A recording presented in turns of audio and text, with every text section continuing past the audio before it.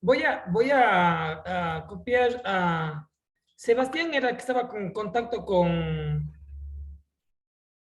José, con el ponente que faltaba. Con José José Olavarría, Olavarría. me está escribiendo en este minuto.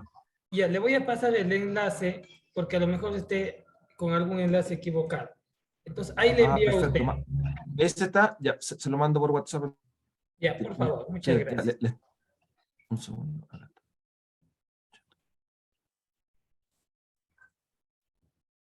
Un segundo que lo voy a pegar en el WhatsApp.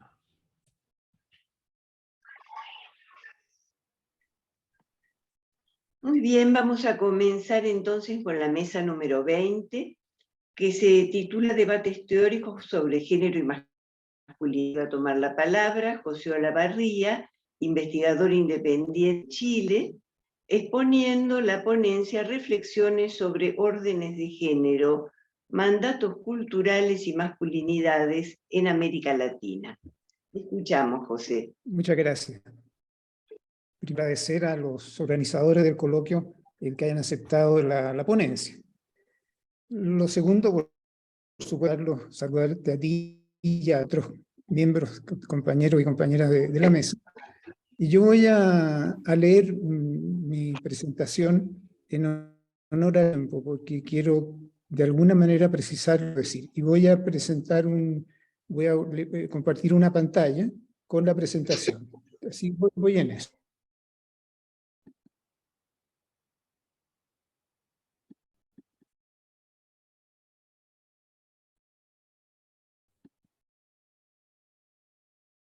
Bien. Lo que hago aquí es una reflexión a partir de hallazgos que surgieron de investigaciones y de escritos de investigaciones que analicé para la conferencia de 20 años de estudio de masculinidad que se hizo en Santiago de Chile. Sobre eso es la reflexión que voy a compartir. Los cuatro, bueno, eso está por aquí. Ahí sí. Las investigaciones analizadas sobre masculinidades en América Latina llevan a reflexionar sobre los órdenes de género vigentes en la región. Los escritos de estas investigaciones se constata la presencia simultánea de órdenes de género que han ido sobreponiendo históricamente, conformando un símil, una pirámide de Teotihuacán. Sobre la antigua pirámide, el primer imperio, el nuevo orden, el nuevo imperio que ahora instruye la propia. Así sucesivamente. Lo que queda a la vista es la última, pero bajo ella hay otras que la precedieron en el tiempo, presentes, aunque ocultas. Un orden de género, en su construcción histórica, se organiza como un orden específico, que se diferencia de otros que lo han antecedido tiempo, que a la vez permanecen atenuados en el nuevo orden.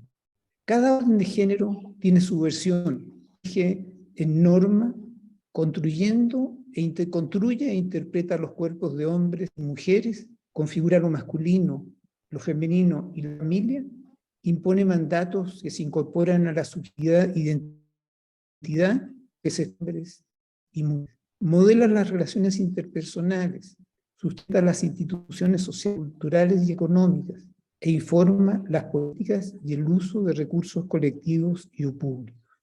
El orden de género se impone por la costumbre, los mandatos culturales, por la fuerza, y devienen dominantes y hegemónicos en relación al anterior, según la fuerza de los mandatos culturales o la intensidad del que se ejerza colectivamente y o por el Estado sobre los sujetos y la población que no respetan este orden. Eso permite que un orden se imponga sobre otro orden.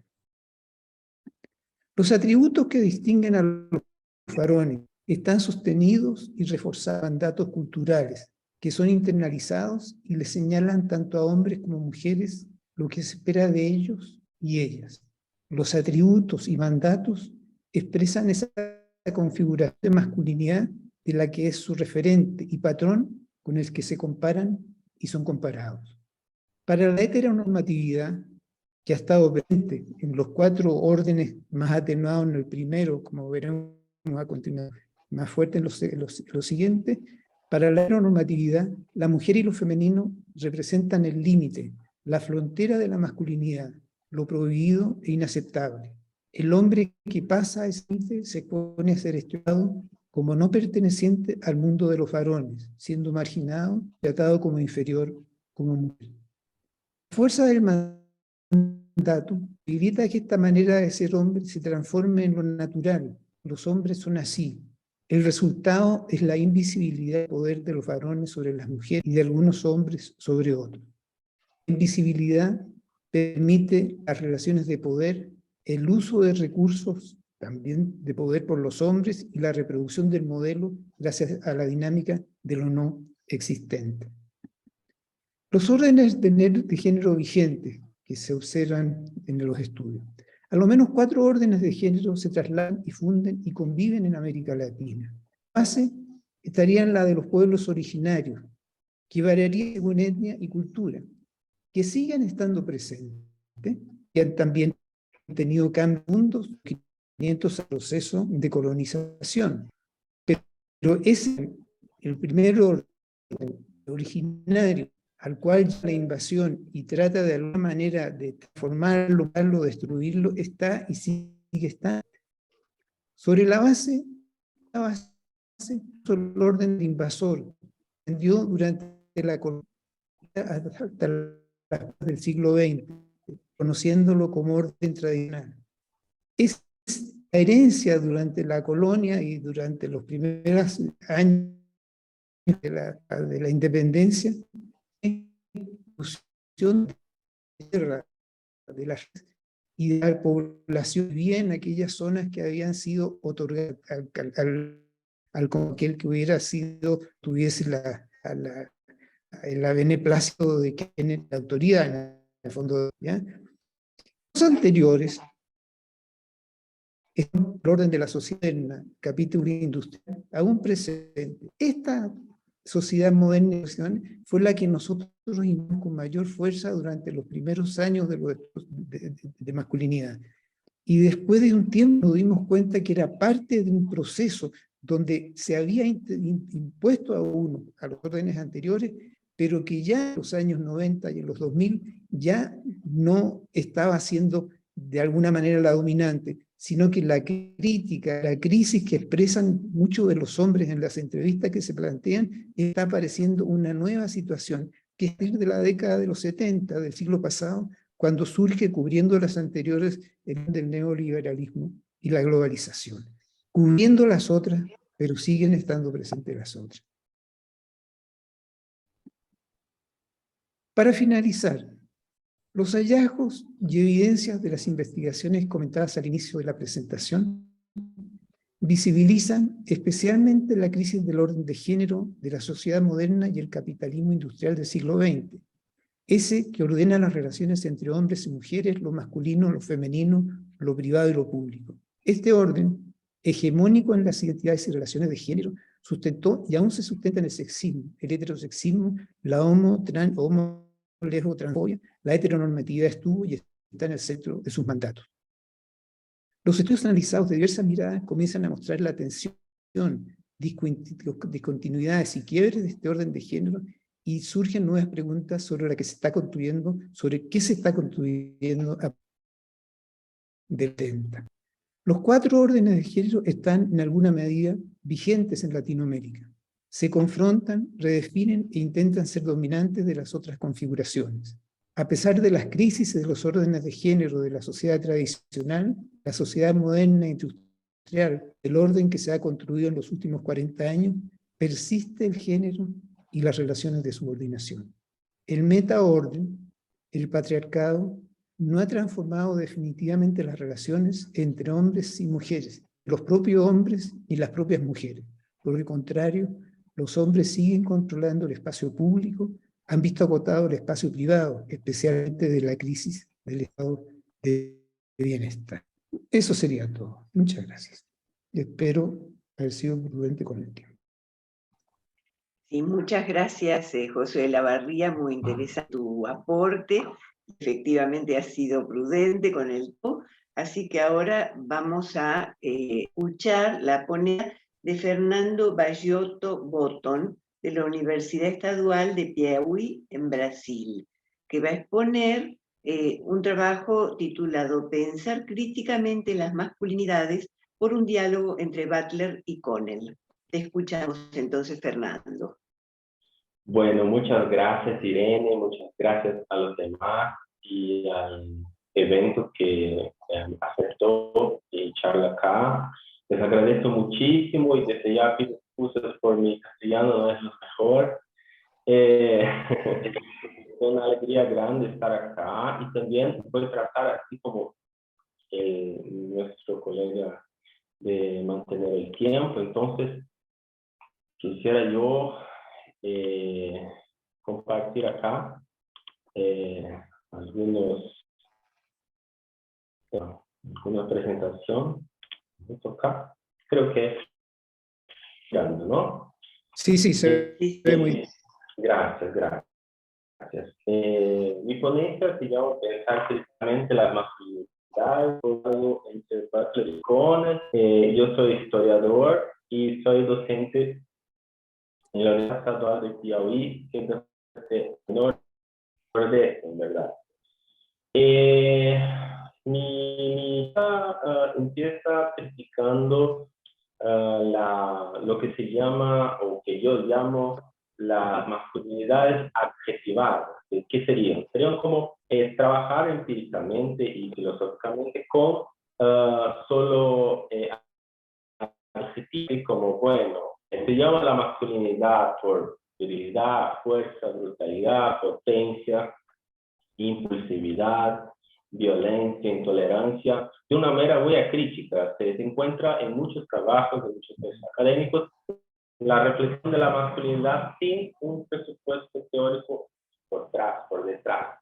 Entonces, yo voy a dar entonces algunos aportes en, bueno, creo que sea uno de los principales o una de las principales teóricas de género y masculinidad, que es el concepto de masculinidades en el plural, traído por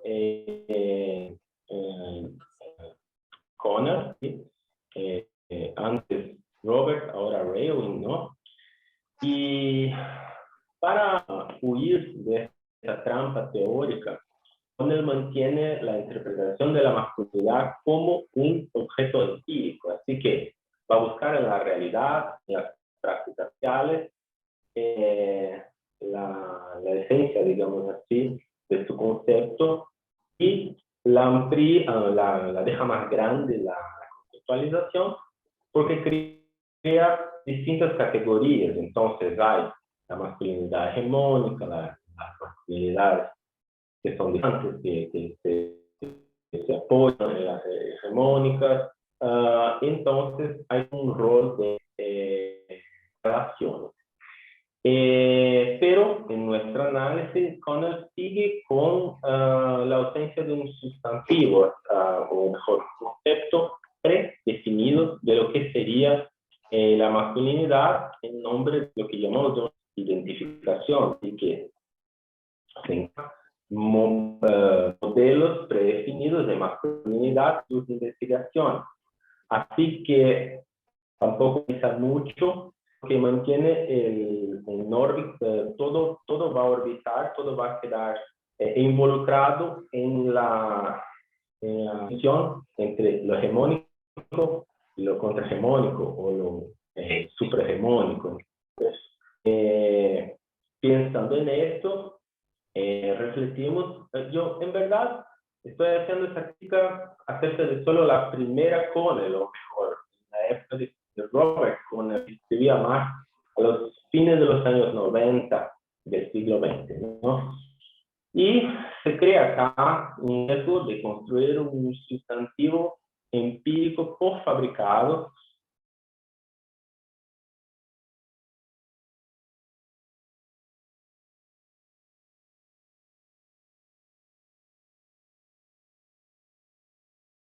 del campo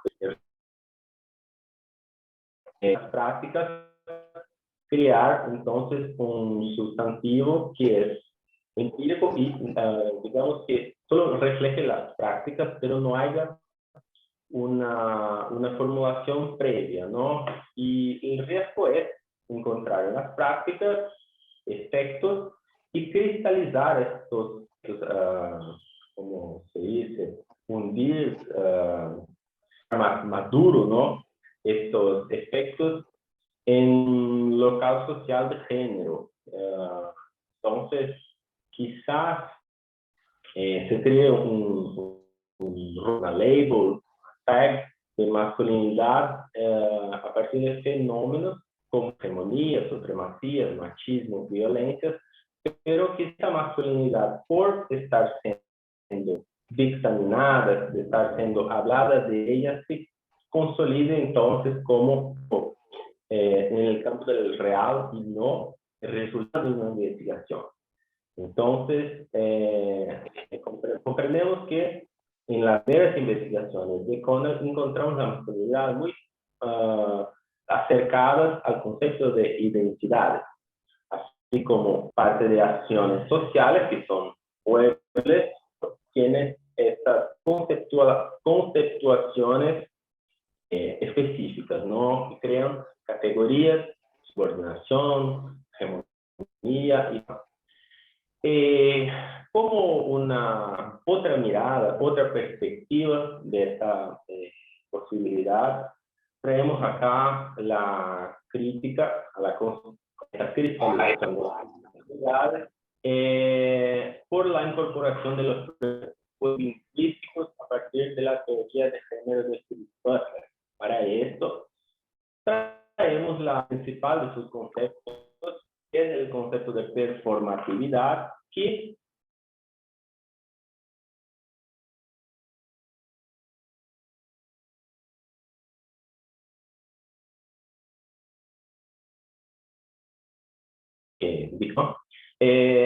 entonces, para Butler, no hay un social o histórico en la masculinidad, una vez que ella es producida en el exacto momento en que es nombrada. Por eso va a traer a partir de Austin la teoría de los actos de Adam, que dice justamente que el momento es la institución de una fuerza de ley, como está también. Entonces, constituye una norma, un padrón, un modelo subjetivo que es anterior a las prácticas o las experiencias sociales, es teórico, es empírico. Así que pasamos entonces a comprender las masculinidades, actuación como performance. Y así, en nuestra mirada, la drag queen, el travestitón, los objetos de la teoría queer, también pueden incluir como actuación el fisiculturista, el metrosexual, el trabajador padrón, el trabajador de la oficina. Todos estarían entonces actuando su género, su masculinidad, ¿no? Entonces, esta es una perspectiva absolutamente no identitaria, buscando posibilidades de mudanza. Para eso también pienso con Yves Pegler acerca de la epistemología del armario, la epistemología del closet, de que no habría la posibilidad de pensar la normalidad. Y el closet, el armario, es una categoría universalmente aplicable, ¿no?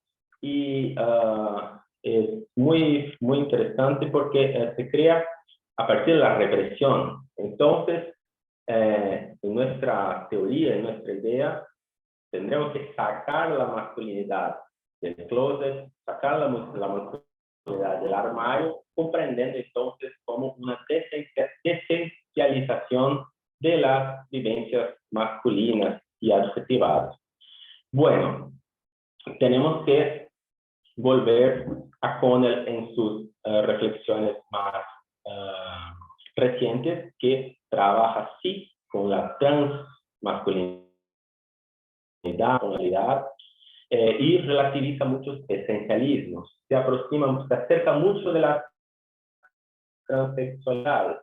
También trae la crítica postcolonial, las dinámicas mundiales, es muy más refinado sus reflexiones, pero aún separa en sus libros los estudios de las masculinidades y los estudios de las trans, como si no fuera la misma cosa. La idea que proponemos acá es que la misma cosa, ¿no? La vivencia de las trans y la vivencia masculina. Entonces, realiza algunas críticas a Butler y trae la perspectiva de que las constituciones lingüísticas no estarían en la raíz de la violencia de género. Así que, bueno, Butler va a decir que hay violencia en el lenguaje también, ¿no? Normatividades que son lingüísticas, absolutamente violentas, hay el vejamiento, la exclusión, la forclusión, ¿no? Que crean catástrofes subjetivas. Y la masculinidad estaría relativa a las mismas normas que construyen la trans y la drag queen, ¿no? Igualmente basada en exclusiones de género. Por tanto, según Conner, y esto tanto Butler quanto Conner convencen, la exclusión es un fundante de las hegemonías. Y concluyendo, Conner critican la subjetividad masculina, occidental, blanca, lista, cis, hetero, burguesa. Entonces, las dos tienen el mismo proyecto ético-político, tanto Conner cuanto Butler, pero metodologías epistemológicas distintas. Por una vía más empírica, Conner permite un abordaje más engajado, más politizado, pero menos sofisticada teóricamente, ya que comprende la experiencia empírica como fundante del concepto, sin constituir necesariamente una teoría de género por detrás, por lo menos esta es mi interpretación.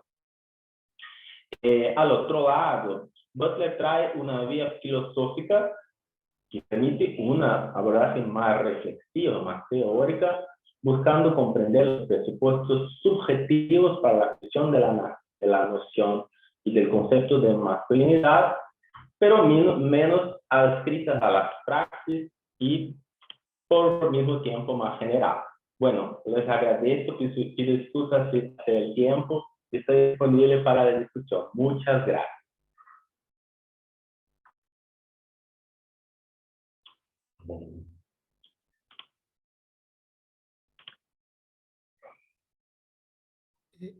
Irene está con su micrófono apagado. Silenciado el anfitrión y me olvidé, disculpen. Les decía que le agradecía entonces a Fernando su ponencia y que vamos a escuchar a Sebastián Madrid, que supongo que va a transmitir un trabajo colectivo donde también ha participado Sebastián Sáez, Margarita Bernales y Samantha González, pertenecientes a la plataforma NDE de Chile. El trabajo se titula Construyendo usos teóricos y metodológicos del concepto de la masculinidad hegemónica en América Latina. Entonces, te escuchamos, Sebastián. Muchas gracias, Irene. Muchas gracias a los dos expositores anteriores y también muchas gracias al Comité Nacional que organiza. Me equivoqué de presentación.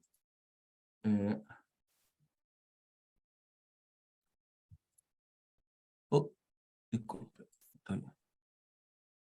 estoy con varias cosas. Un segundo, perdón. Sí.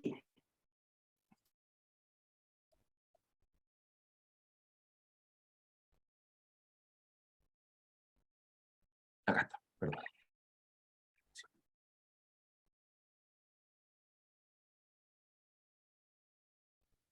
Uy.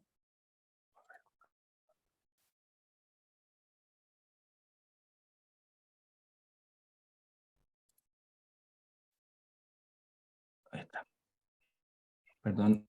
Sí.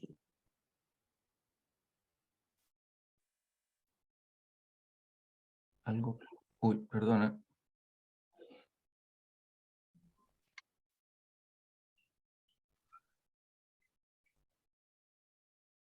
Ahí está.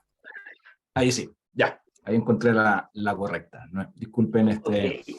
pequeño impasse tecnológico. Bueno, como introducir en un trabajo que hemos hecho con un equipo compuesto por Sebastián, Margarita y Samantha. Venimos trabajando hace un tiempo, estuvo interrumpido por la pandemia y ahora estamos retomando este trabajo.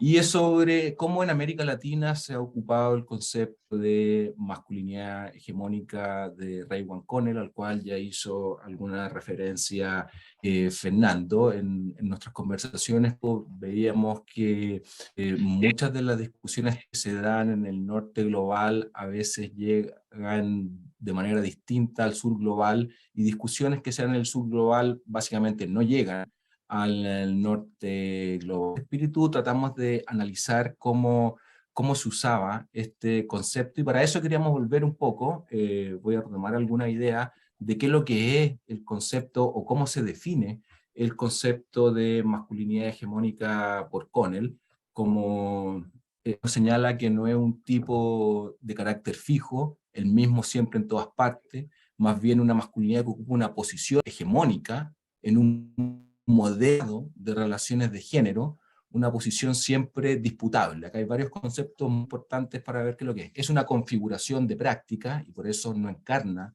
en un sujeto, en un adjetivo, una práctica de género que encarna la respuesta actualmente aceptada al problema del tema de legitimidad sobre el patriarcado, sobre las relaciones de género, la cual garantiza o es tomada para garantizar la posición dominante de los hombres y la subordinación de las mujeres. Ese es el concepto original del cual han habido algunas reformulaciones, sobre todo en 2005, un paper de Rewan con Messerschmitt, con Michael Messerschmitt, donde cambian algunos esto.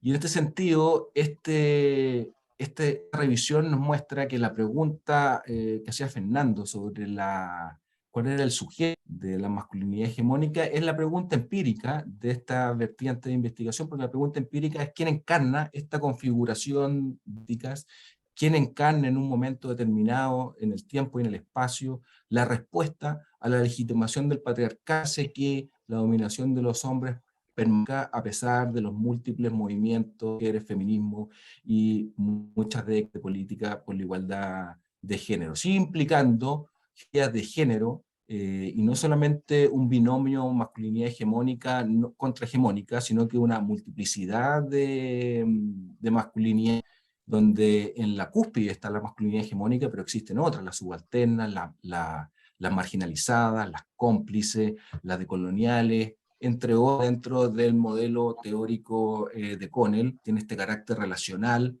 de las hegemónicas con las femeninas, las no hegemónicas. No es la más común ni la más poderosa, tampoco un conjunto de atributos o adjetivos que tienden actualmente en la prensa a llamarse tóxicos, y funciona a través de un mecanismo que a veces se nos olvida, que es la hegemonía, y no la dominación, la hegemonía como un mecanismo de dominación de carácter cultural. Y tiene un carácter interseccional en relación a otras estructuras sociales, como lo muestra, por ejemplo, Mara Vivero en su último libro, Los colores de la masculinidad, y opera en 3 niveles geográficos, a nivel local, regional y local. Nosotros nos basamos en un trabajo que hizo Mike Messerschmitt hace 10 años atrás, donde revisó el uso de masculinidad hegemónica en el mundo anglosajón a través de la base Web of Science, y él encuentra 2 grandes patrones del uso de la masculinidad hegemónica en estos 128 artículos que revisa, que uno es sobre la legitimación de la masculinidad hegemónica que contribuye a la legitimación del patriarcado, y la otra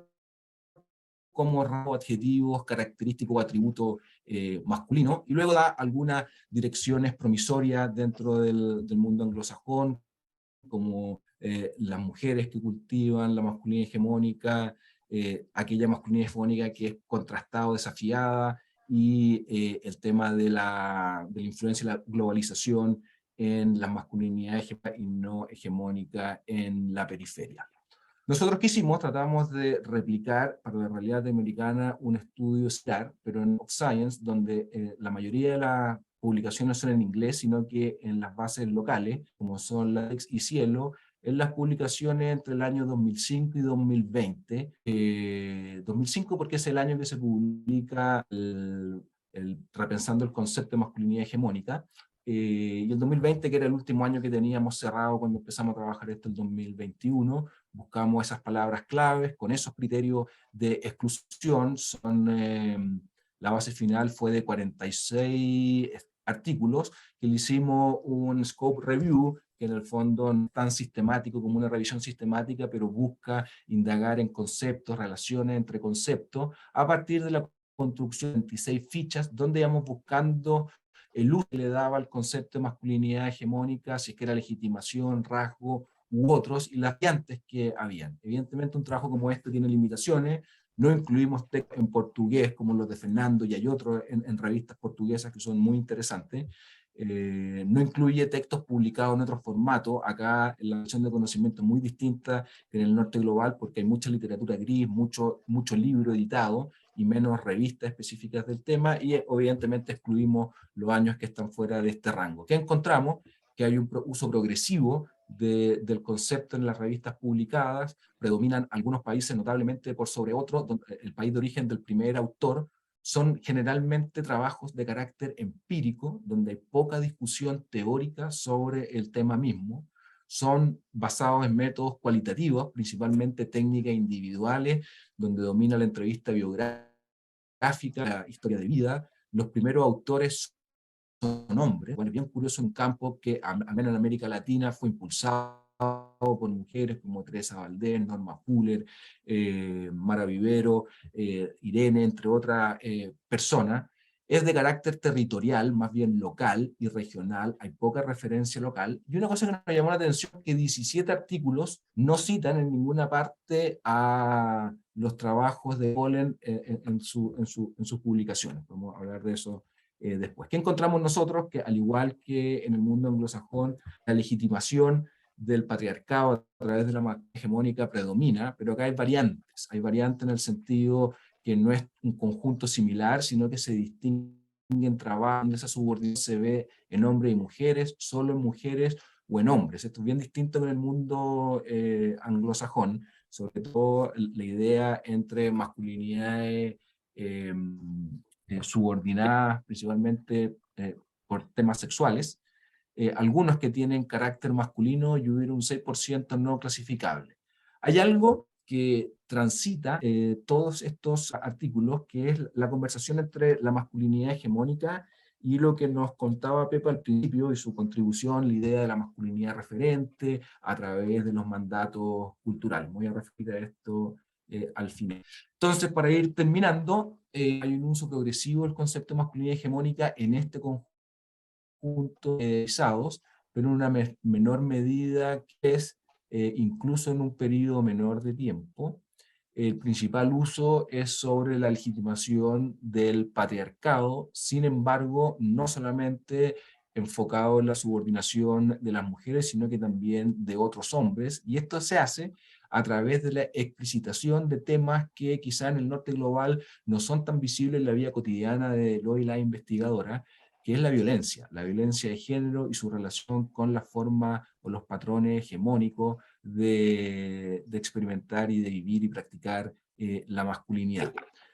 A pesar de esto, a pesar de la prevalencia de la legitimación del patriarcado como uso de la masculinidad hegemónica, transversalmente una conclusión que es muy interesante es que se ven diversidad de patrones de la masculinidad hegemónica, habiendo matices según región, según área geográfica, urbano, rural, edades, generaciones, lo que hace pensar o reflexionar cómo abordar esto en una discusión que también es norte global, que es esta idea de las multiplicidades de hegemonías en la masculinidad, que no habría solamente uno y que depende, y que Connell y Messerschmitt lo resuelven a nivel real, pero que acá podría darse en otra configuración de práctica y en otro momento. Para cerrar, y volviendo a la idea original de este trabajo, que es la construcción de puentes y el intercambio intelectual entre el norte y el sur global, creemos como equipo que es muy interesante profundizar en los puentes, en las formas paralelas de entender el patriarcado, su legitimación, estabilidad y dinámicas poco recurrentes de cambio, al entender o dialogar de manera más sistemática la idea o el concepto de masculinidad hegemónica con la idea de predominante en América Latina de modelos referentes, de mandatos culturales que tienen una base distinta, pero que abordan lo mismo. Muchas gracias por su tiempo, lo dejo hasta acá. Muchas gracias, Sebastián. Y vamos entonces ahora a escuchar a Juan José Ponceón del Instituto Latinoamericano.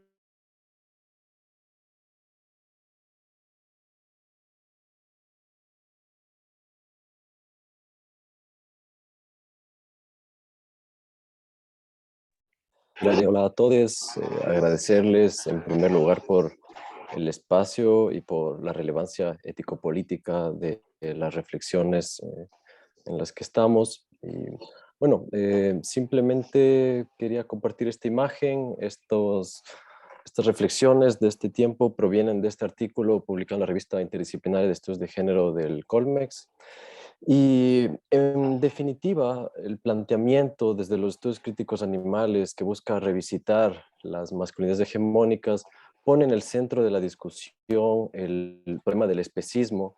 Y en cuanto al proyecto de género imperante, retomando el modelo de Kohn a propósito de la masculinidad hegemónica en su dimensión procesual, móvil y contingente, en cualquier caso vemos una asociación con lo que denominaríamos virilidad carnívora o lo que Derrida denomina carnofalocentrismo, que tendría que ver con determinados mandatos patriarcales que buscan reafirmar permanentemente la lógica de poder y dominación del varón sobre aquello que existe por fuera de lo propiamente humano. Entonces, esto es relevante porque se plantea un vínculo o se denuncia una relación entre el androcentrismo y el antropocentrismo.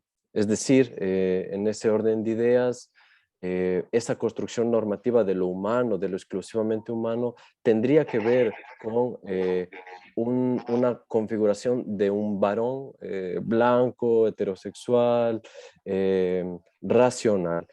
Y lo relevante y la denuncia del giro poshumano en las ciencias sociales es que los estudios sobre masculinidades no están incorporando la dimensión de animalización de los grupos o de los sectores subalternos, las categorías de lo animal que terminan por subordinar e inferiorizar a estos sectores históricamente oprimidos, entre ellos mujeres, cuerpos feminizados y también los animales. Es en ese contexto, en ese debate teórico y político, en el que convenía preguntarse desde un punto de vista empírico y contextualmente situado, volviendo sobre los hallazgos de Sebastián y de su equipo, a propósito de cómo se configuran estas masculinidades veganas en el contexto del Ecuador. Puntualmente, acá pueden ver un archivo del colectivo Activistas por la Defensa y Liberación Animal. ADLA es un colectivo antiespecista animalista del Ecuador y el trabajo consistió en hacer entrevistas en profundidad a estos varones, indagando en el modelo de masculinidad.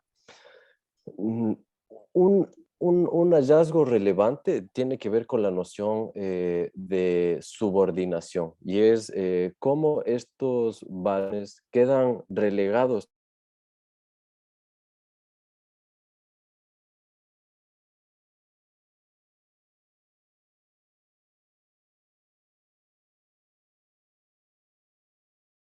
medida en la que deciden no comer animales. De esa manera se denuncia cómo el consumo de carne se asocia a determinadas construcciones incluso estéticas, corporales, relativas a la fuerza, a la agresividad, al dominio y fundamentalmente a la racionalidad. De esta forma, estos varones, por ejemplo, denuncian cómo su proceso de asunción ético-política del veganismo con las prácticas concretas, en este caso alimenticias, implica una especie de hipersensibilización, ¿no? Como si se les despojara de esa dimensión racional que compone lo propiamente varonil y fueran relegados a esa esfera de lo sensible. Y esto es relevante porque desde las lecturas heteropatriarcales de cómo se nos dice que debemos hacer y parecer varones, se nos priva la posibilidad del afecto y la posibilidad de la sensibilidad. Y lo interesante de estos varones es que están apostándole a una ética del cuidado puntualmente desde el punto de vista antiespecista, es decir, que está tensando las relaciones de subordinación y de opresión entre los animales humanos y los no humanos. Es en ese sentido en donde los varones veganos sufrirían una suerte de ataque o de arremetida por parte de la virilidad carnívora en la medida en la que tensan ese proyecto de género imperante asociado a los mandatos de especie que están pautando cómo es un varón de verdad relacionado a las prácticas alimenticias en este caso.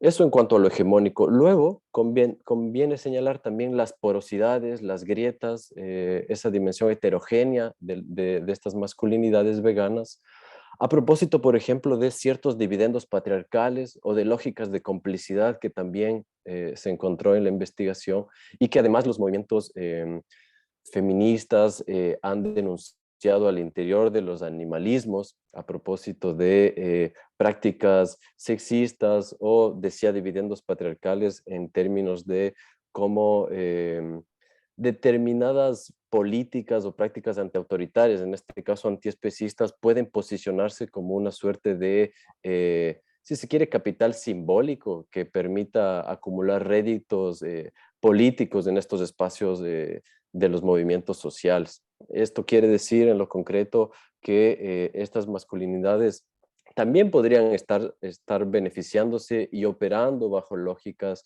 inscritas en la misma masculinidad hegemónica. Esto es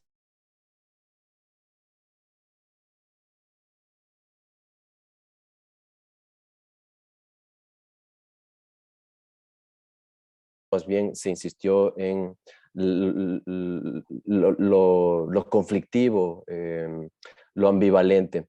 Otra ambivalencia, para comenzar a cerrar, de estas masculinidades, giraba justamente en torno a cómo las masculinidades veganas requerían acumular un determinado capital corporal. Por ejemplo, se pueden fijar en el performance de la derecha, hay un fisicoculturista vegano, que es el que está con esta máscara de gallo. Y cuando le entrevistamos a él, él justamente planteaba que dado que el sistema especista y el sistema carnista, que sería entendida como la ideología que nos condiciona a consumir animales y a considerar este consumo como normal y natural, al mismo tiempo está planteando formas estéticas que legitiman esa naturalización del consumo de animales y que en este caso se traducen en que comer carne es sinónimo de fuerza y de virilidad. Entonces, una respuesta de estos varones veganos era acumular capital corporal a propósito de reivindicar esta dieta basada en plantas o el veganismo como una alternativa ética, pero además saludable, que curiosamente terminaba reproduciendo, o si se quiere, insistiendo en la lógica heteronormada y además en los imperativos estéticos que promueve el patriarcado en términos de lo que es realmente varón. Y como síntesis, dada la hegemonía, la complicidad y la relación de subordinación, si bien podemos decir que hay un componente abyecto o contrahegemónico en cualquier caso, en la medida en la que estos varones se permiten la sensibilidad y afirman una ética del cuidado frente a lo viviente, al mismo tiempo vemos, por tanto, una tensión frente a lo que Greta Garbo denomina desde el ecofeminismo las éticas de lo despiadado, que están reafirmando la lógica de voracidad y de dominio sobre la vida y sobre los animales no humanos. Estas serían las tensiones y las heterogeneidades que hemos encontrado en los varones antiespecistas, particularmente en el caso ecuatoriano. Gracias. Bueno, muchas gracias, Juan José. Y vamos a escuchar entonces ahora a Eleoya Eridani de la Universidad de Valparaíso, Chile, que va a exponer una ponencia titulada Cuéntame una historia original, masculinidad, patriarcado y herencia. Te escuchamos, Aleoya. Hola a todas, todos y a todos. Agradecer también la invitación al coloquio. Bueno, voy a compartir pantalla ya que también traigo un apoyo aquí visual. Ahí estoy compartiendo, ¿no? Sí, sí. Sí, perfecto. Bien, comienzo entonces. Bueno, Cuéntame una historia original. Es el nombre de no solo esta ponencia, sino también de un trabajo más amplio que estoy realizando en el contexto de mi doctorado, eh, dentro del trabajo de tesis que implica. Y también es una alusión a una canción de un grupo de música que se llama Los Prisioneros en Chile, que es conocido, y de alguna manera hace alusión, intento jugar aquí con este nombre con el tema de lo originario, ¿no? Y las articulaciones posibles entre masculinidad, patriarcado y herencia. ¿En qué medida hay una pregunta que intento hacerme acá que es histórica y filosófica al mismo tiempo respecto a los orígenes, categoría de todos modos que filosóficamente es problemática, elusiva, ¿no? Y que va más allá muchas veces de las evidencias también que nos permiten llegar a ese lugar, ¿sí? Bien, y este trabajo se inserta en esta dialéctica, por decirlo de alguna manera, ¿no? Entre, por un lado, la categoría de patriarcado y por otro lado, esto que ha sido llamado de múltiples maneras, pero que aquí coloco como nuevas masculinidades, ¿no? De manera personal también me pasa de que frente a esta gran ola, ¿no?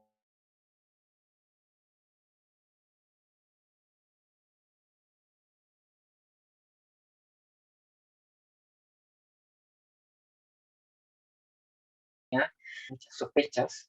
No soy el primero, obviamente, ni el único que estamos en este coloquio también haciéndonos esta pregunta y desde ya varios autores, obviamente, también han insistido en preguntarnos qué pasa con esto de lo nuevo. Bueno, voy un poco a lo viejo, vuelvo a la categoría de patriarcado, me hago las preguntas, ¿qué pasa con esa vieja masculinidad o en qué medida podemos encontrar algo de lo nuevo también en lo viejo? Y por eso políticamente me interesa revisitar esta articulación entre masculinidad y patriarcado, ¿sí?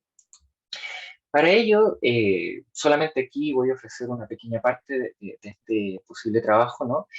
He interrogado dos obras que son bien canónicas, bien conocidas respecto al estudio sobre el patriarcado, ¿no? Y uno es la obra La creación del patriarcado de Gerda Lerner, una historiadora estadounidense, y la otra obra es Patriarcado y acumulación a escala mundial de la feminista marxista alemana María Mies, ¿no?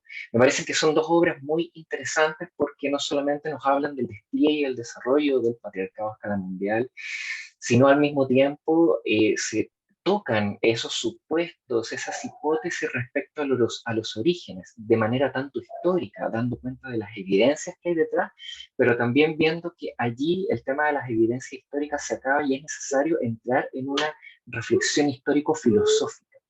Y allí Gerda Lerner nos va a plantear como una hipótesis, ¿no? Pero al mismo tiempo, también en este trabajo he querido recurrir a una mirada auxiliar de análisis, que es la del psicoanálisis también, y desde allí estoy recogiendo la categoría de retroactividad. He querido leer estos dos trabajos, tanto de Lerner como de Mies, no como historias literales, no como relatos verídicos o naturales de lo que supuestamente ocurrió en nuestros orígenes, sino más bien la categoría de retroactividad en psicoanálisis nos invita a preguntarnos no tanto por las vivencias reales, empíricas, esa supuesta verdad que anida en la historia, sino más bien por cómo podríamos entender en este caso estos dos relatos, estas dos historias sobre el patriarcado como ficciones, como construcciones, que pueden ser verosímiles, pero también están sujetas, ¿no?, a una construcción humana y por tanto también hay elementos míticos, fábulas, figuras que también debemos analizar y la pregunta ahí fundamental para mí, ¿en qué medida también hay huellas del patriarcado mismo en el análisis que tanto Lerner como Mies hacen? Y allí Una problemática que para mí es interesante es dar cuenta de dos cosas. Por un lado, tanto Lerner como Mies y muchas otras feministas cuestionan en los orígenes de la cultura esta figura del hombre cazador, ¿no? Esta figura, este mito androcéntrico, ¿no? De la evolución humana, en donde supuestamente los hombres hacían responsables a través de la caza el crecimiento del encéfalo, a través de las proteínas y la dieta, que sería principalmente carnívora, etc. No obstante, tanto Lerner como Mies, cuestionando este mito, van construyendo de manera implícita otra figura, que es la figura del hombre descubridor. Yo lo coloco de esta manera, ella no lo denominan de este modo, ¿no? ¿Y de qué se trata este hombre descubridor? Tanto Lerner como Mies, también basadas en trabajos previos, sumando allá a Bachofen, a Freud, a Malinowski y otros autores, dan cuenta de lo siguiente: hay un hito importante que tiene que ver con el descubrimiento de la paternidad fisiológica. Cuando los varones se dan cuenta del papel, del rol germinativo, procreativo que tiene el semen, se produce un hito y un giro importante en términos antropológicos, culturales y sociales. Pareciera ser que en un momento no necesariamente la procreación o el sexo o el coito, como lo llamemos, estaba unido a que los hombres o a los varones supiesen que ese semen, el que expelen a través de sus cuerpos, tenía un papel en el nacimiento y por tanto se concebía a las mujeres como divinidades, diosas con un poder divino. Cuando aparece esta observación que da lugar luego a la ganadería y también a la caza de mujeres y al trastocamiento, podría ser patriarcal, ¿no?, de la sociedad, parecerá ser que aparece algo, aparece una nueva figura masculina en los relatos de Lerner y Mies, pero que también habría que interrogar cuáles son las implicancias, ¿no?, de esta figura. Quisiera, uno de mis intereses es poder dar cuenta que esta figura del hombre descubridor en realidad no está tan desconectada de la del hombre cazador, y ambas retroactivamente insisten a través de estas huellas en una mirada, una articulación entre masculinidad y patriarcado. Y aquí traigo una cita que es de Francis Bacon, que es uno de los, digamos, exponentes fundacionales del positivismo. Dice así: la utilización y la práctica de tales artes, las de la caza de brujas, debe ser condenado, pero de la especulación y la consideración de ellas se puede obtener una luz útil, no solo para un verdadero juicio de los delitos de las personas acusadas de tales prácticas, sino también para el posterior develamiento de los secretos de la naturaleza.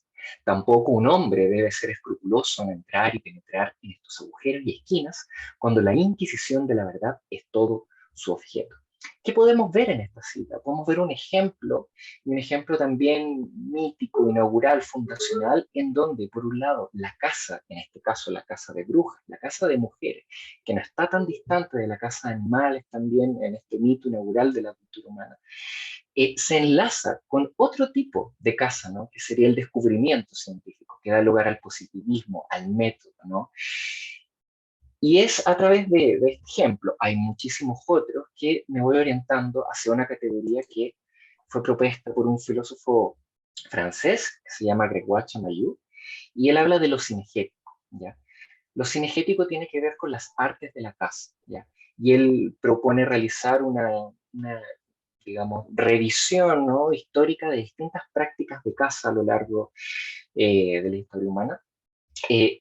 Yo recojo esta categoría, pero también la vinculo con los estudios de género o esta historia del patriarcado o la masculinidad para al menos plantear una pregunta: ¿en qué medida la cinegética podría ser una práctica también que podría estar articulada a la masculinidad hegemónica, ¿no? Más allá, tensionando evidentemente esto que ya en las presentaciones vamos viendo, ¿no?, esta mirada meramente empírica, anudada a los atributos o a las subjetividades individuales de ciertos varones, sino más bien en qué medida hay una lógica, hay un discurso o una práctica discursiva que podemos ir enlazando más allá de la misma caza empírica, sino en otras operaciones, como por ejemplo el descubrimiento científico, como ya mencionaba, en qué medida los objetos de estudio, las disciplinas, la academia, la ciencia, entiende sus objetos, y ya la categoría objeto nos da cuenta un poco de eso, como una casa, ¿no? Donna Haraway nos habla de eso, ¿no?, la mirada que sobrevuela, ¿no?, las disciplinas, una mirada que al hacer este escrutinio de la ciencia también viola. Y en qué medida también, por ejemplo, el descubrimiento colonial, ya la categoría de descubrimiento Dussel, desde los estudios de coloniales, la problematiza, no solamente es un encubrimiento, ¿no? Y una mirada también violenta, sino que al mismo tiempo implica una casa de poblaciones, una persecución y un exterminio de poblaciones enteras, ¿no? Busco a través de lo cinegético, entonces, articular tanto casa como descubrimiento en estas figuras que nos ofrece el Lerner y Mies, y poder ahondar en un sinfín de otras prácticas que podrían ayudarnos a comprender de qué prácticas hablamos cuando hablamos de masculinidad, ¿sí? Entonces, para ir finalizando, propongo comprender la cinegética como una práctica constitutiva, ya de lo masculino hegemónico occidental, tal vez, anudada con estos orígenes del patriarcado, pero orígenes que habría que problematizar, ¿no? No son historias, son ficciones, son figuras, desplegada tanto en la figura del hombre cazador como del hombre descubridor, toda vez que éste busca perseguir, atrapar y cosificar las alteridades, transformarlas en objetos pasivos o inertes, pretendiendo ordenar, diseccionar y consumir tales existencias, controlando sus posibles movimientos. Algo que podríamos articular también con el antropoceno, a propósito de lo que recién escuchábamos, ¿no? A propósito de las relaciones entre especies, ¿no? ¿O en qué medida, por ejemplo, el acoso, que ha sido algo muy visibilizado como una violencia empírica y dramática también en muchos contextos, también tiene algo de lo cinegético, en esta mirada que persigue y que busca controlar los movimientos? Bien, hasta aquí llego. Muchas gracias. Bueno, muchas gracias, Alyosha. Me han encomendado una tarea ímproba verdaderamente, que es intentar hacer un comentario de trabajos que son muy complejos, que son muy diversos, de modo que simplemente voy a hacer algún comentario forzosamente imperfecto e incompleto para después pasar a leer las preguntas que haya en el chat, ¿no es cierto? Me pareció muy interesante el concepto que aportó José Olavarría acerca del modelo de la pirámide teotihuacana y la forma en que los órdenes antiguos de género subyacen a los órdenes contemporáneos. Eso, desde el campo de mi disciplina originaria, que es el psicoanálisis, tiene que ver con el concepto de posición en el lugar del concepto de etapa. La etapa alude a un periodo que se cumple a lo largo del desarrollo individual del sujeto y que después se deja atrás, mientras que la posición es un concepto que alude a una forma de funcionamiento psíquico que puede ser activada en distintos momentos del ciclo vital según las circunstancias. Me parece que en ese sentido, este concepto que aportó José tiene una semejanza, que yo le encuentro por lo menos, con el concepto psicológico, psicoanalítico de posición. Es decir, lo antiguo puede aflorar en determinados momentos de acuerdo al contexto. Y lo que les podría decir es que el contexto en el cual vivimos es cambiante, por lo tanto la última capa de la pirámide ya no está hecha en piedra, sino que en todo caso empieza a desarmarse y a performar distintas modalidades de expresión de la masculinidad, utilizando, digamos, los conceptos que también trajeron ustedes cuando trabajaron los conceptos de Judith Butler, digamos, en comparación con los de Connell, que eso lo hizo Fernando. Digamos, ¿por qué? Porque la masculinidad efectivamente, así como la feminidad, por supuesto, no obedecen a una supuesta esencia, ni responden las estructuras subjetivas a un orden homogéneo y estático en determinado periodo, sino que verdaderamente se performan de acuerdo a las circunstancias cambiantes del contexto. Es decir, un varón puede performar una actitud dominante cuando está buscando un ascenso laboral o cuando está buscando seducir a una mujer o otro varón, digamos, que está en una posición de mayor dependencia o de mayor fragilidad con respecto de él. Puede adoptar en cambio una posición de cierta sumisión cuando necesita congraciarse con alguien más poderoso.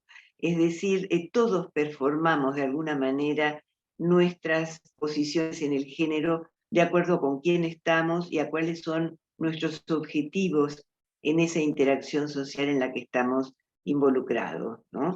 Y en este sentido creo que, digamos, Fernando ha aportado algo que me resultó interesante y valioso y que por supuesto merece un análisis más pormenorizado, ¿no? En cuanto al, digamos, a los estudios, digamos, al relevamiento del trabajo colectivo chileno que expuso Sebastián Madrid acerca del concepto de masculinidad hegemónica, me pareció realmente muy interesante el hecho de hablar de distintas masculinidades hegemónicas, es decir, que no podemos considerar que se trate de una categoría tampoco es homogénea, digamos, en su interior, sino que hay distintas modalidades, porque todas estas categorías se entrecruzan con otras variables, por ejemplo, la etnia. Por eso había diferencia, digamos, en los relevamientos realizados en los países anglosajones y los relevamientos logrados en los países del sur del planeta, justamente porque la etnia se cruza y determina distintos estilos de masculinidad hegemónica, al igual que la clase, donde, por ejemplo, la masculinidad hegemónica de sectores populares se sustenta fundamentalmente sobre la base de la fuerza física y la agresividad y el dominio, mientras que la dominación intelectual y financiera caracterizan sobre todo las masculinidades hegemónicas corporativas, que también ha trabajado con él y sobre las cuales yo también tengo alguna producción, ¿no? El aporte de Juan José Ponce León sobre los varones veganos, creo que alude, me hace pensar a mí, seguramente puede tener muy diferentes, digamos, asociaciones, pero por un lado creo que alude a una tendencia cultural contemporánea a buscar moderar la agresividad asociada con la masculinidad, sobre todo porque la hegemonía cultural masculina nos coloca en este momento nuevamente ante el riesgo de la extinción del planeta. Y creo que la alusión al veganismo creo que está emparentada con una alusión a la agresividad y al dominio. Y también la degradación del medio ambiente, tema sobre el cual ha llamado la atención Donna Haraway, hablando de que estamos al borde de una sexta extinción de especies en el planeta, nos alerta acerca de la necesidad de, en lugar de tener una actitud depredadora frente a las otras especies, tener una actitud de alianza. Les recuerdo en este sentido a Donna Haraway cuando decía: no haga bebés, haga parientes, pero refiriéndose a la alianza entre la especie humana y las otras especies con el propósito de lograr una preservación del medio ambiente, ¿no?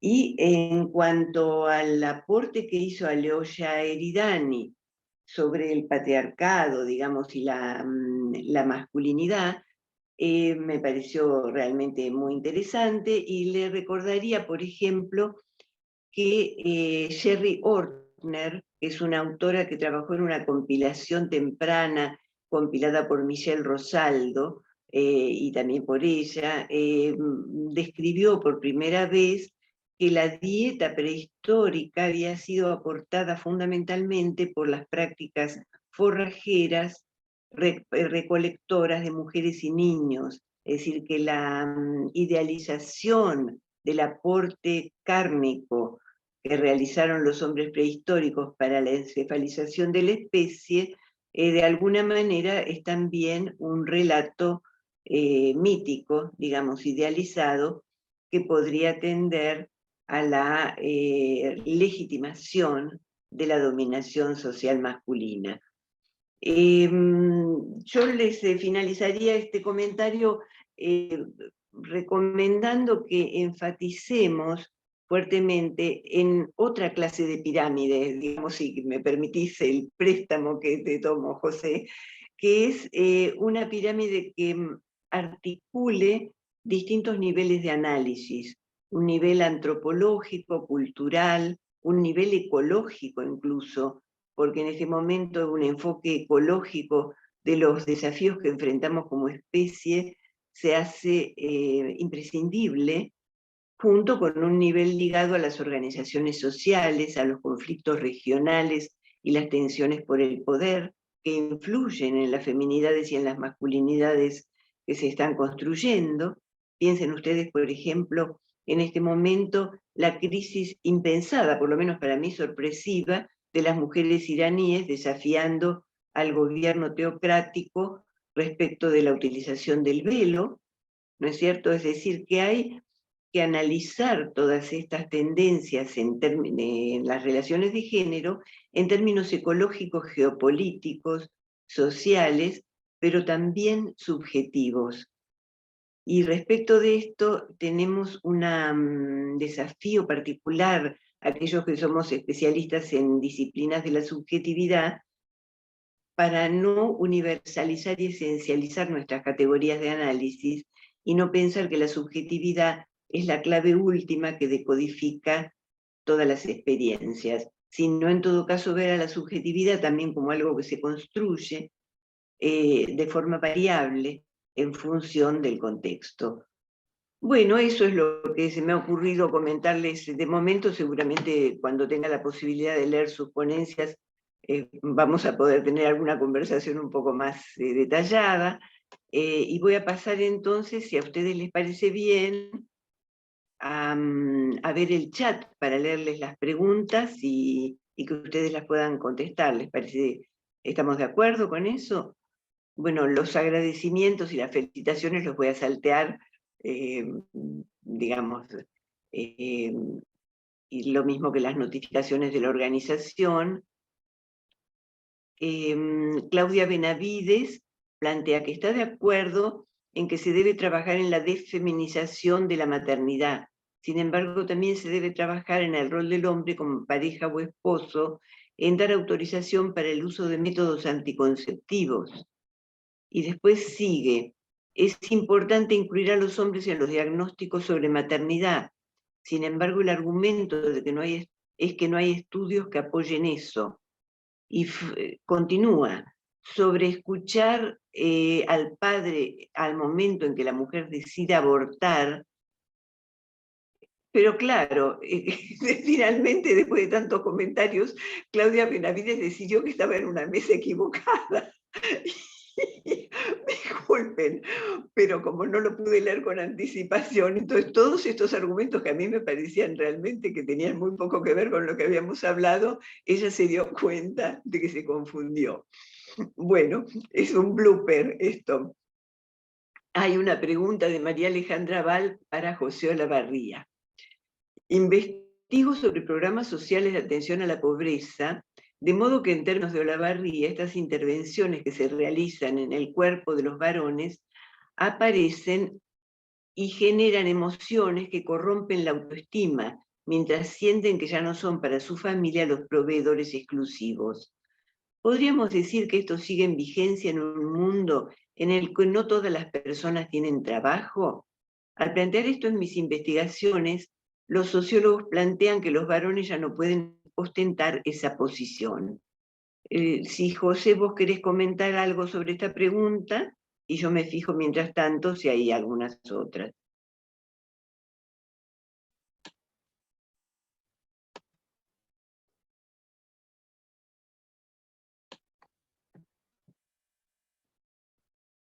Estás muteado, José, perdón. Ahí sí. Ahora sí, sí. No sé, no entiendo bien la pregunta, pero al menos en lo que he estado, no sé, pensando y trabajando en otras presentaciones. El ser proveedor es una característica central para los hombres, ¿ya? Especialmente para los hombres heterosexuales que tienen pareja, hijos, etc. el hecho de que venga un tercero y pase a ser un proveedor de su núcleo familiar por la pobreza, o por la invasión, o por el Estado que introduce un tipo de programa en un grupo indígena, esa presencia de un tercero que pasa a cumplir el papel que él supone que es de él, no solo en términos del mandato que tiene sobre él, sino que subjetivamente lo que él siente que debe ser, pasa a ser un factor que irrumpe en cómo él se caracteriza como hombre.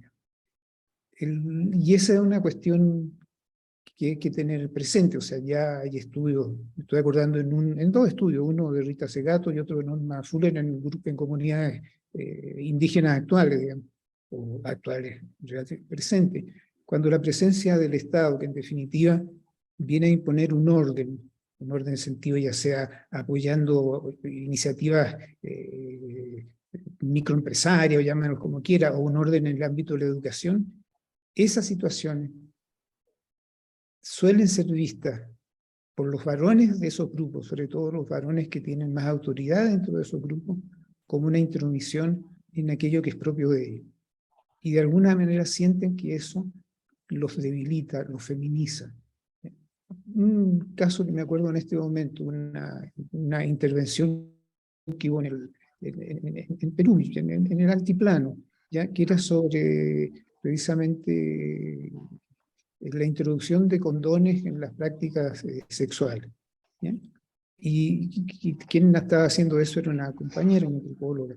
¿Ya? Y ella se llevó una gran sorpresa cuando el jefe de ese grupo la llamó aparte y le dijo, pero usted no me está haciendo bien porque el tamaño de ese condón no corresponde a mi órgano, ¿ya? Y por lo tanto usted me deja en una situación incómoda, ¿ya? Entonces, ¿cómo va a poder avanzar en eso? Etcétera. Pero un poco esa situación donde estos mandatos, o como diría, con configuraciones de masculinidad, la cual se supone por la configuración que los hombres deben ser de esa manera y su identidad debe ser X, cuando se confrontan ellos mismos con su propia práctica y su propia subjetividad, estas intervenciones de terceros sí claramente afectan al menos su sentido de autoridad, entre comillas, digamos, y sobre todo su relación con el resto, que lo ve como alguien que no cumple lo que se espera que cumpla él, como proveedor, como autoridad, etc. No sé si respondo en algo a quien hizo la pregunta.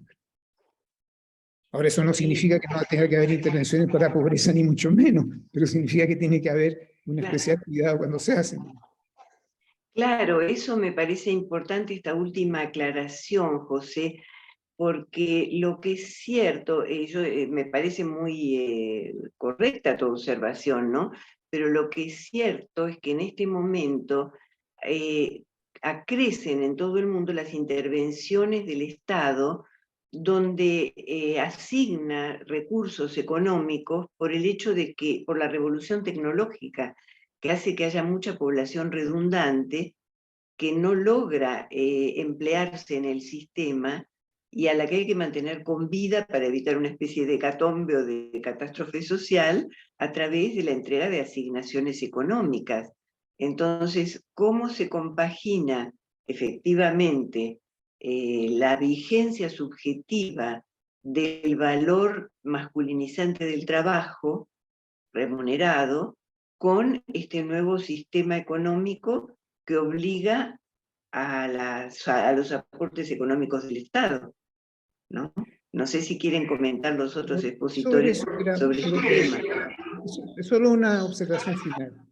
Cuando tú planteas eso, lo que surge en los estudios de masculinidad analizados, que yo analicé, es que está hablando del orden de género que surge a partir de los 70. ¿Ya? Y ese orden de género transforma los anteriores. Entonces, no me voy a meter en eso, pero eso no quiere decir que no estén presentes los mandatos y los órdenes anteriores. Esa tensión que se produce de alguna manera estaría asociada a eso, perdón. Sí, yo estoy de acuerdo, claro, es decir, coexisten en forma caótica fragmentos premodernos y posmodernos en la mente de las personas. Eso es así. No sé si quieren los otros expositores opinar sobre este tema antes de que lea otra pregunta. Sí, a mí me gustaría comentar sobre lo último. Es muy interesante la discusión sobre los procesos de cambio. ¿Qué cambia cuando cambian las cosas? Y eso la literatura anglosajona lo ha tratado de conceptualizar como la masculinidad híbrida, aquella masculinidad en el cual donde hay un sobrelape, entre cosas que eran anteriores y cosas que son nuevas, y hay un traslado. Los suecos, por ejemplo, lo han visto con el tema de la paternidad activa, como la paternidad activa se ha vuelto también una práctica, una configuración de prácticas que también encarna una nueva forma de hegemonía, porque a través de un cuidado que no es el cuidado y el trabajo doméstico permanente, sino que un cuidado más afectivo, mantiene o legitima el patriarcado de la misma forma. Entonces es interesante en este continuo, que no es un proceso lineal el proceso de cambios en las masculinidades, sino que podría ser que fuera 2 pasitos para atrás, 1 pasito para adelante. Quería contribuir con eso. Ok. ¿Alguno de ustedes quiere comentar, A mí me participar? gustaría decir solo algo breve también respecto a ese tema, que me interesa mucho también. Hasta hace un tiempo estuve participando activamente en una coordinadora de trabajadoras y trabajadores del área social en Chile, que es un área muy precarizada a propósito de las políticas públicas, el llamado tercer sector o el sector terciario, ¿no? Y creo que es muy importante esto a propósito, y lo conecto con lo siguiente, con el surgimiento de estas nuevas derechas, ¿no? O esta nueva extrema derecha, por llamarlo de alguna manera. Creo que ya se está teorizando sobre esto, ¿no? Investigando, ¿no? De cómo la masculinidad no solamente se ve en crisis, cuestionada, interpelada a propósito de las precariedades laborales, sino que se empiezan a interconectar dimensiones como la xenofobia, el racismo o el antifeminismo, a propósito de, me están quitando mi trabajo, ¿no? Están cuestionando mi derecho natural a ser trabajador. Vienen estas personas de otros países, vienen las mujeres a exigir algo que a mí me corresponde por naturaleza y ahora eso está en jaque, ¿no?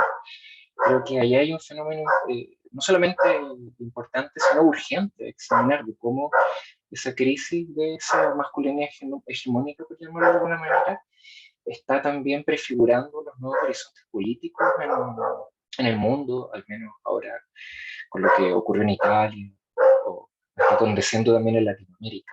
Solo eso. Sí, es muy interesante lo que planteas, Aleoya, porque es algo parecido a lo que ocurrió con el ascenso del nazismo, es decir, una enorme crisis económica que fue de alguna manera abreaccionada, si me permiten la metáfora subjetiva, a través del exterminio, del genocidio, digamos.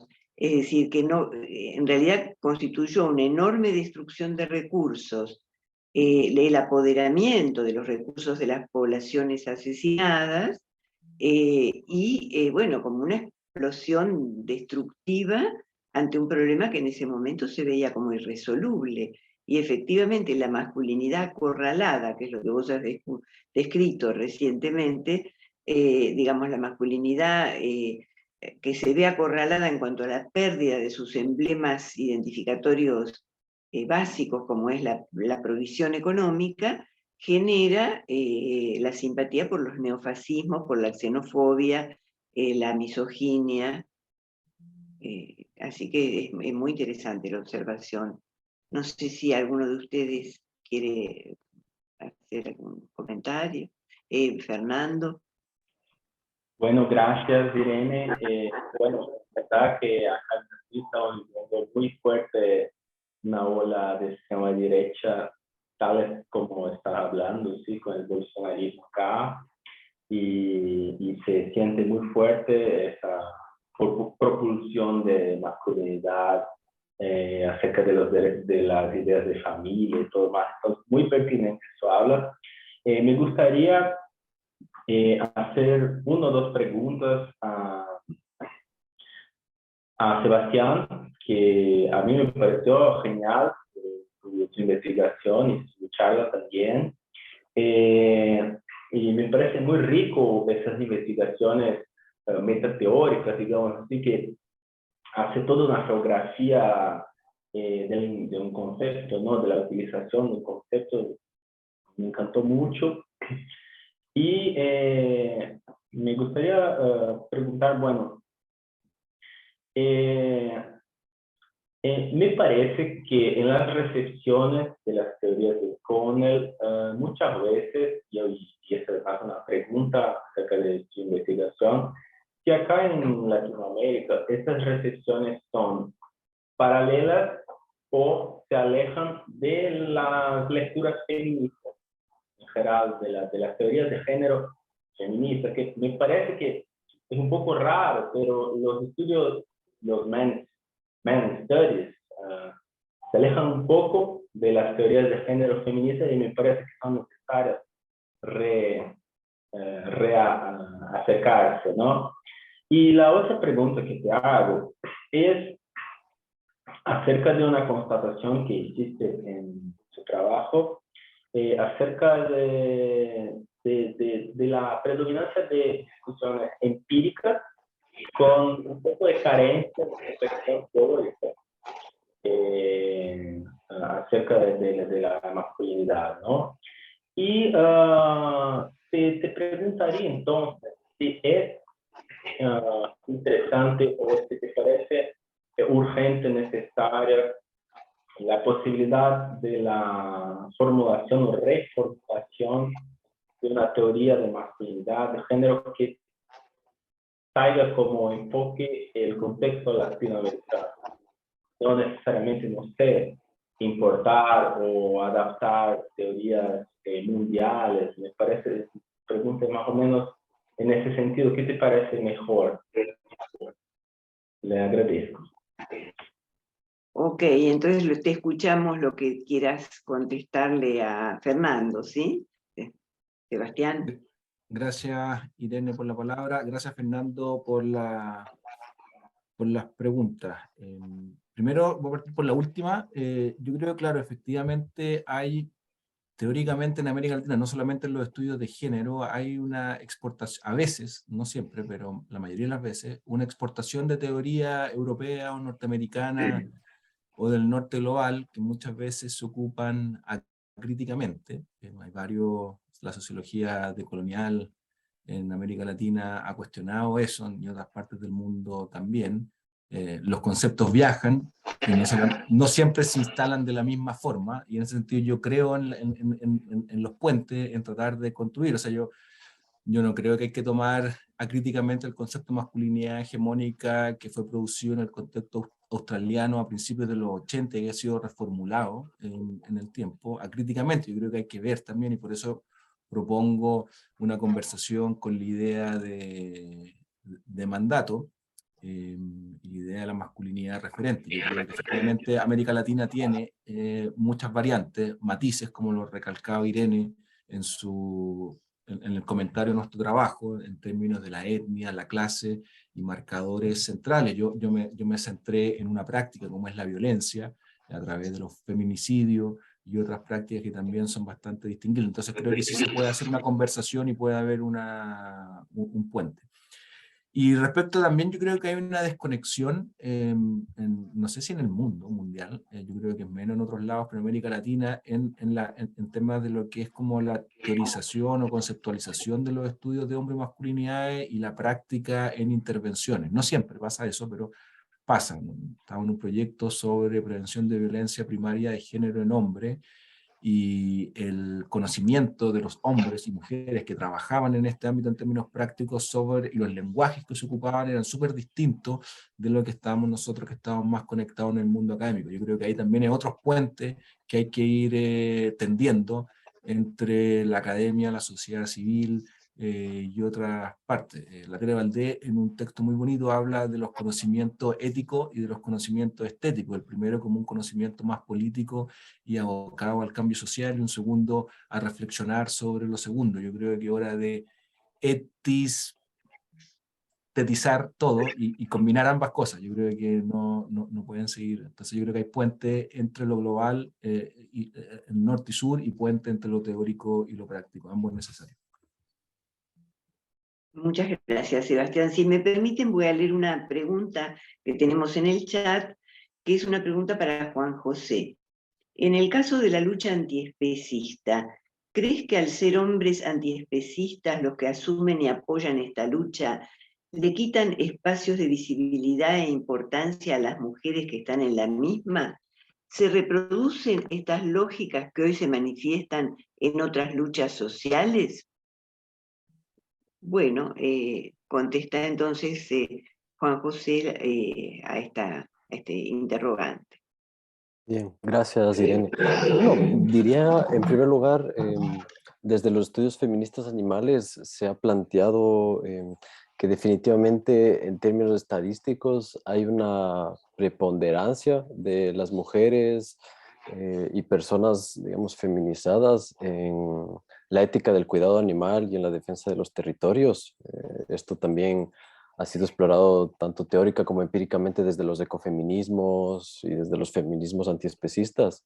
Entonces, trabajos como el de Cory Green o de Greta Gard sí han denunciado, al menos en Estados Unidos, una suerte, por un lado, de profesionalización del activismo femenino y al mismo tiempo cómo esto, digamos, se ve en tensión respecto al privilegio masculino que ostentan los varones animalistas o activistas en los movimientos sociales. En el caso ecuatoriano, luego me dediqué a investigar el vínculo entre feminismo y animalismo, y ciertos colectivos como el Bloque Feminista Antiespecista de Quito denunciaban justamente, tengo de hecho en el artículo con el que se basó esta ponencia, una cita en donde un activista dice: lo vegano no te quita lo macho, y creo que justamente da cuenta de esa dimensión conflictiva de la masculinidad y de cómo se pueden tener prácticas y éticas del cuidado hacia lo viviente, hacia los animales no humanos, y al mismo tiempo, por ejemplo, reproducir esquemas falocéntricos u ocupar posiciones de poder y privilegio al interior de los mismos movimientos sociales y en las mismas lógicas de la acción colectiva.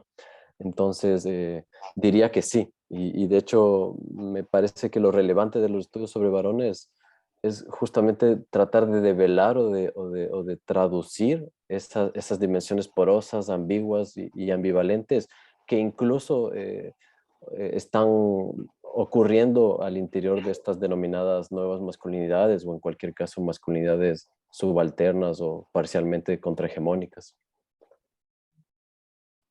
Muchas gracias, Juan José. Nos quedan unos minutos, porque recuerdo que hasta las -4 podemos seguir si es que ustedes lo desean. Yo les quería plantear algo que a mí me viene preocupando, a ver si me ayudan a pensarlo, ¿no? Y que me parece pertinente para este espacio, ¿no es cierto? Me hizo recordar justamente las imágenes que has traído vos, Juan José, la de ese fisicoculturista vegano, ¿no? Y lo que has dicho de que lo vegano no te quita lo macho, me hace pensar en una tensión teórica y cultural, porque no es solamente un tema de academia, es una tensión cultural que atraviesa las culturas occidentales respecto de lo que serían las identidades y las regulaciones de género. La pregunta es si vamos hacia un borramiento de las diferencias sexuadas o si vamos hacia una reformulación de las mismas, buscando desimplicarlas de la jerarquía asociada a ellas. Y creo que esta es una pregunta estratégicamente clave en este momento, porque si lo vegano no te quita lo macho, quiere decir que hay una erótica y una estética ligada a la masculinidad que sigue siendo valorada y considerada deseable. Digamos, no hay una búsqueda de una androginia como modelo universal. Puede haberla como una de las alternativas que cualquier sujeto puede elegir, por supuesto, pero no como un modelo ideal universal, como que se conservan ciertos emblemas físicos, estéticos, eróticos, identitarios, femeninos o masculinos, simplemente tratando de desimplicarlos de la jerarquía, versus otra tendencia que va hacia una cierta indiferenciación. ¿Qué piensan de eso? Cualquier idea me parece importante en este sentido.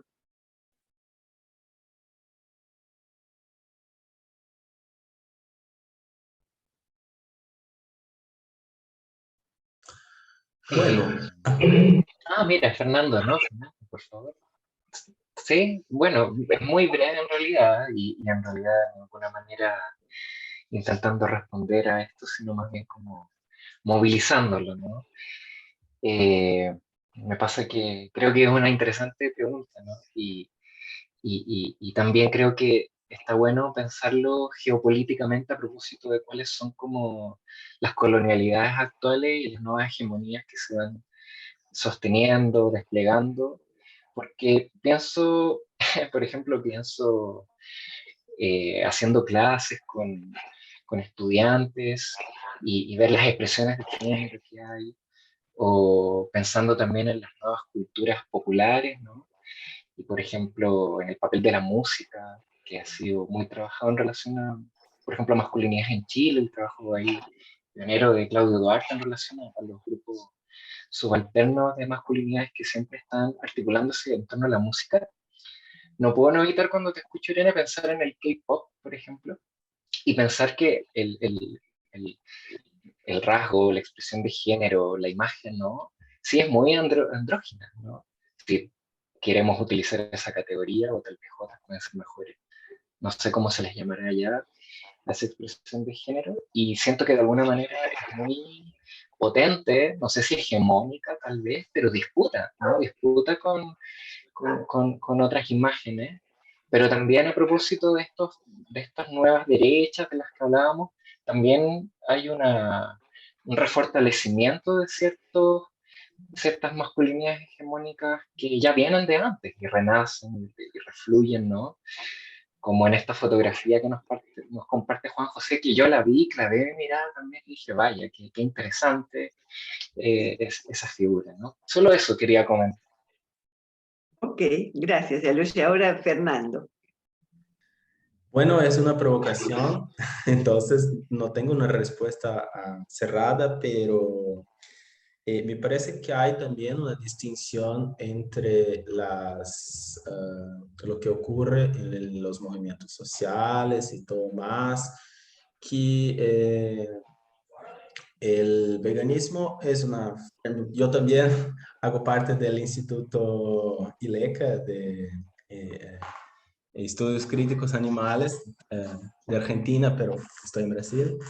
Y me parece que sí, que es políticamente muy adelante, muy progresista, pero como bien dicho por Juan José, no necesariamente puede avanzar todos los señales políticos, ¿no? Así que no necesariamente la cuestión de género o de masculinidad es cerrada, bueno, en las prácticas, sí, es posible haber un vegano machista, es posible haber estas experiencias que pueden ser hasta contradictorias, ¿no? Pero me parece que hay algunos objetivos que son más teóricos o más utópicos, me podría decir así, que se vuelven sí para un borramiento de de las teorías bueno, de las distinciones de género, ¿no? Del corte que cierra la masculinidad y la feminidad.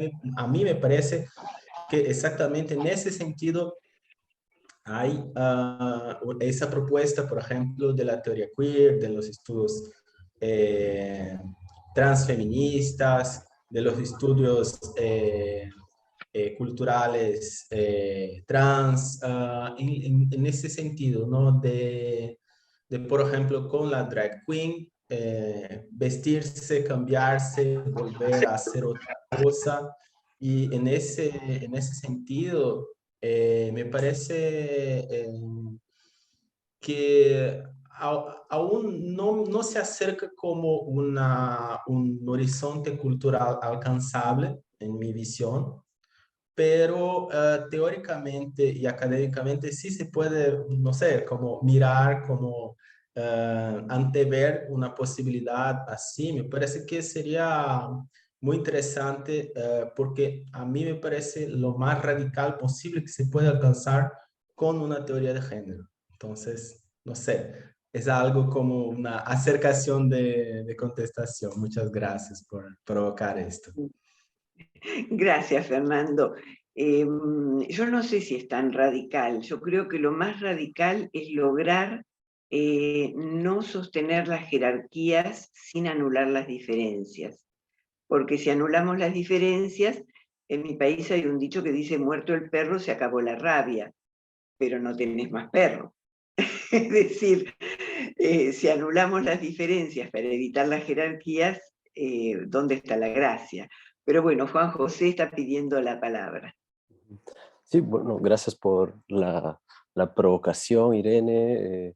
Y solo sumándome a los comentarios de los compañeros, bueno, a mí me parece valioso rescatar el trabajo, se me venía, de Ana Lula Feral, que es una transfeminista antiespecista de Colombia, una activista que hace arte, performance, y ella tiene una apuesta que denominó travestismo animal, que justo va en la clave de cómo pensar o la fuga del género a través de la misma corporalidad que reivindica en su estética, pero cuando se pone en lo público, cuando se politiza, por ejemplo, a través de la performance, reivindicando nociones de lo animal. Y lo relevante desde el punto de vista político es que la animalización siempre ha sido el justificativo programático para legitimar determinadas opresiones, entre ellas, por ejemplo, la violencia patriarcal, es decir, animalización entendida como objetivación, cosificación de un otro. Y acá lo que hace Ana Lula Feral con la apuesta por el travestismo animal, que trabajo en un artículo sobre los transfeminismos antiespecistas en América Latina, es más bien reivindicar desde el arte y desde el artivismo la noción de lo animal como un lugar emancipatorio y, según su lugar de enunciación política, como una posibilidad de fuga del género, que en ese orden de ideas estaría más en clave de lo que Irene planteaba como una suerte de indiferenciación. Luego, también desde el campo de la psicoterapia, trabajo con varones perpetradores y pensaba más en términos no tan abstractos, digamos, el poshumanismo, lo posidentitario, sino en las prácticas, en el sufrimiento psíquico de los varones, las relaciones interpersonales. Y ahí se me venía quizás la primera línea de lo que planteaba Irene, como una suerte de conservación identitaria, pero que subvierte o pone en tensión las lógicas violentas o que generan sufrimiento tanto para los varones como para el entorno. Y en mi práctica clínica, claro, hablar de una transfuga del género o una suerte de derrocamiento de la noción de lo masculino, no me parece viable. Me refiero desde el punto de vista clínico, a propósito de cuál es el padecimiento del sujeto varón que llega a consulta y te cuenta sobre sus violencias y sus traumas. Entonces, siento que esos dos polos nos permiten dar cuenta de cómo el contexto y además el lugar desde el cual se enuncia la problemática, ya sea de la indiferenciación o una suerte de derrocamiento de género o una especie de conservación identitaria, pero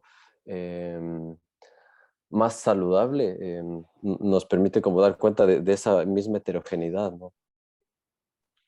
Gracias, Juan José. Sí, yo coincido, yo tengo también práctica clínica como psicoanalista y coincido con tus observaciones. Y a mí me parece que lo que ocurre es que estamos en un movimiento pendular donde la despatologización de la diversidad sexual e identitaria ha llevado a colocar en el centro y a erigir en el modelo idealizado las identidades que hasta hace poco eran marginalizadas o descalificadas. y creo que este es un proceso histórico que en algún momento encontrará su balance desde mi punto de vista. Ahora, como no nos queda mucho más tiempo, les voy a pedir por Yo indicación de la quisiera, organización. Irene, Sí, cómo no. hacer un comentario corto sobre Cómo lo no. que he estado conversando, lo que tú planteas. Mi pregunta es, mi reflexión es, ¿cuál es el espacio para que las identidades diversas, nuevas identidades, etcétera, cuál es el espacio que tienen disponible para poder reformar, transformar, configurar? Porque si nos situamos en el orden de género, en lo que es los procesos de género, nos situamos en una parte en lo que es el escenario productivo y reproductivo. En el escenario productivo está la organización social del trabajo y el control o acumulación de los bienes públicos. Si yo soy funcionario público, o si soy artesano, o si soy artista, o si soy psicólogo, esa condición me pone un límite en términos de cuál es mi posibilidad de optar, de definir, de crear, etcétera, el tipo de subjetividad que quiero tener en relación a mi propia identidad. Entonces, a mí me parece que es una discusión muy importante, muy interesante, especialmente ahora donde surge una gran ocupación de muchos varones por plantearse de una manera distinta su identidad de hombre en relación a lo que han sido las masculinidades más hegemónicas que podemos conocer. Pero hay una cuestión principal, que mientras no haya modificaciones en el ámbito de la organización del trabajo, no basta la diferencia en la construcción de los propios cuerpos, ni basta que las subjetividades puedan generar otras formas de identidad posibles y que las encarnaciones que cada uno de nosotros pueda hacer de su propia masculinidad están limitadas. Y ese límite es lo que encontramos más fuerte en las investigaciones en relación a los hombres. Los hombres sienten que sus problemas se tienen que resolver en el espacio, o sentían en el espacio del psicoanálisis o de la psicología. Pero lo que no percibían era que gran parte de sus problemas estaban dados por las condiciones de trabajo en las cuales estaban insertos y tenían que de alguna manera responder. En ese sentido, no es posible disociar el debate sobre identidades y subjetividades del debate político, y del debate político que permite precisamente esos avances. ¿Ya?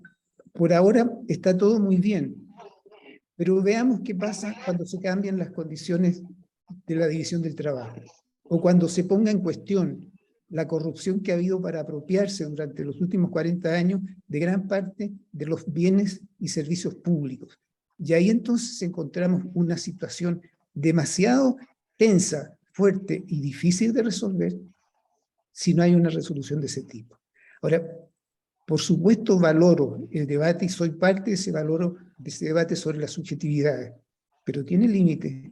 Y si no somos capaces de ver cuál es el límite que tiene, al menos para cada uno de nosotros como persona, pero también en términos de los espacios públicos en los cuales pertenecemos, al final lo que vamos a terminar es redundando en masculinidades a lo mejor más tóxicas, más reaccionarias, más derechistas, etc. Pero mientras no toquemos el mundo de la política y el mundo del control de los procesos y de los bienes de producción, difícilmente vamos a avanzar más allá que eso. Muchas gracias, José. Sí, sin duda, y coincido porque por eso proponía un enfoque de los distintos niveles de análisis de estos procesos, que tome tanto los aspectos geopolíticos, económicos, laborales, estructurales, como los aspectos vinculados con la subjetividad.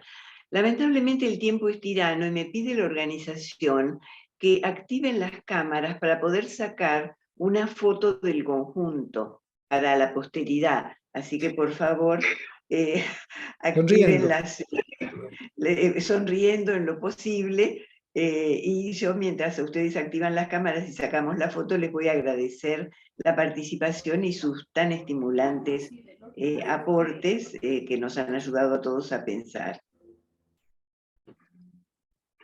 Organización, esto es toda la activación de cámaras que he conseguido, de modo que quien deba sacar la foto que la saque, porque yo no sé hacerlo. Así que, Perfecto. Ya, smile, ya lo hacemos. sonría. Muchas gracias. Ok. A ver, espérenme un ratito porque me están indicando que no les deja. Ya pueden, ahorita en este momento pueden activarlo, por favor. Ya les habilitamos. Están habilitados. Ah, ok. No era falta de voluntad, sino que no podían activar las cámaras. A ver, miremos. Tal vez tenga alguna dificultad, pero no importa, hagámoslo con los que están, porque ya están habilitadas hace un momento mismo para que puedan hacerlo. Ya está. Muchas gracias. Bueno, muchas gracias entonces a ustedes y fue un gusto compartir.